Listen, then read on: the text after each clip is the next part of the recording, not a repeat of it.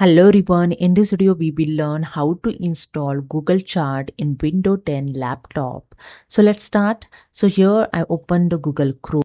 So I just click on it and here you can see the Google Chrome is open. Go to the right hand side and click on the Google Apps icon and just drag and here you can see the Google Chart. Simply click on it and here the Google Chart will open. And just go to the right hand side again and click on this three dot customize and control Google Chrome and just drag and click on the cart save and share option. And here you see the install page as app is option available. Simply click on it and here you can see the one message pop up, install app. Okay, Google Chart, and click on the install.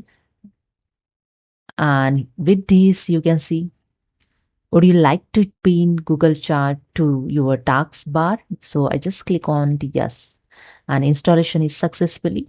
I just close this and close this. Okay. Go to the desktop and here you see your Google Chart. Your Google Chart is installed. With this in taskbar also showing the its pin. Okay. So I simply double click on this Google Chart and here you can see you can use from here also. Okay. So hope you understood. If you like this video, please subscribe. Thank you.